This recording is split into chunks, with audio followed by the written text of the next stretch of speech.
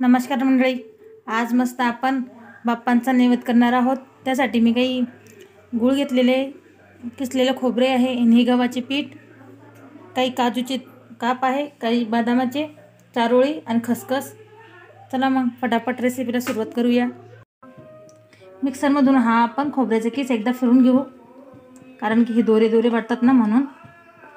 सर्वांकडे वेगळी वेगळी पद्धत राहते मोदक बनवायची। आपण मिक्सरमधून फिरून घेणार प्लस मोडवर। या प्रकारे मी मिक्सरमधून फिरून घेतलेले आहे।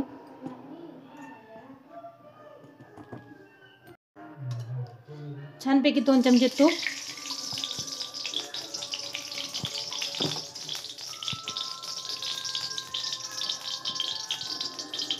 खसखस टाकून घेऊया। एक मोठा भरून चमचा टाकलेली मी खसखस, थोडीशी हलकीशी भाजली का लगेच ड्रायफ्रूट टाकून घेऊया आपण। हलकीशी भाजणार आहे आपण थोडीशी।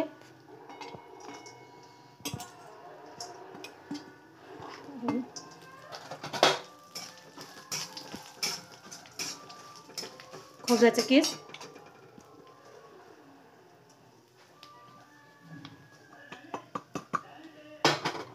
एकदम मीडियम गॅसवर आहे।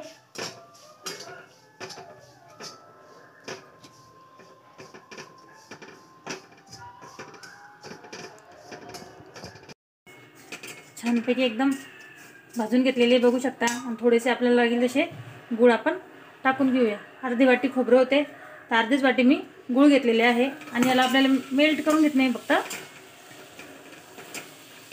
आपण वाटल्यास त्याच्यात दूधही टाकू शकता, कारण की ओलसर करण्यासाठी।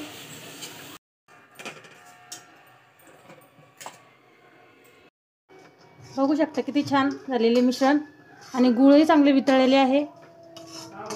आता आपण याला थंड होण्यासाठी बाजूला ठेवूया आणि पीठ मळून घेऊया। ह्या थंड होण्यासाठी आपण दुसऱ्या डिशमध्ये काढून घेणार ना।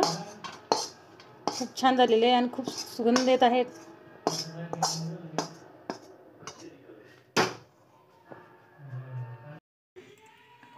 पीठ मी गव्हाचे एकदम मस्त चाळून घेतलेले आहे। याच्यात फक्त थोडेसे मीठ टाकणार। आपल्याला कमी जास्त वाढवून कमी का जास्त करू शकता। बघू शकता एकदम चवीसाठी थोडेसे मीठ, आणि हे घट्टसर मिळणे आपल्याला पीठ।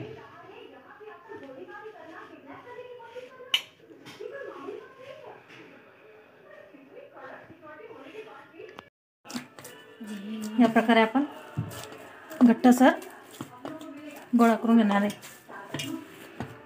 खूप छान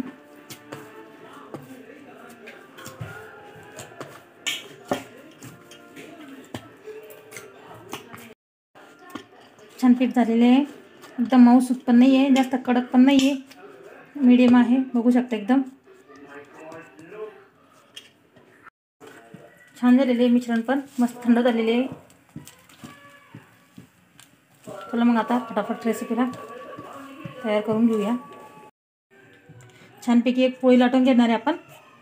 मस्त हे असे ग्लासाना कापून घेणार, छोटे छोटे गोल, एकदम जाड नाही आणि पतली नाही।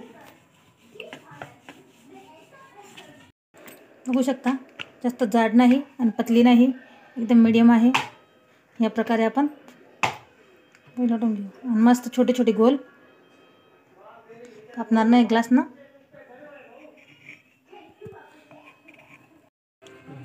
छानपैकी आपण मध्यभागी सारण भरणार ना, हाताने भरा, चमच्याने भरा। या प्रकारे जेवढे मावेल तेवढे सारण भरवून घेणार। आणि ह्या अशा पकड्या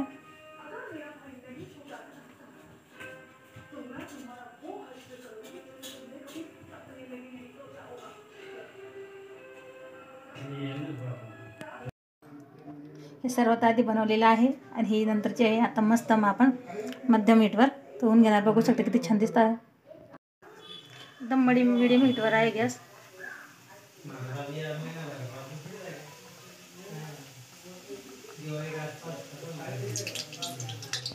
आता किती छान झालेले मोदक, काही फुटलेले वगैरे नाही, आणि एकदम क्रिस्पी झालेले आहे। याच प्रकारे आपण मीडियम हीटवर सर्व मोदक तळून घेणार।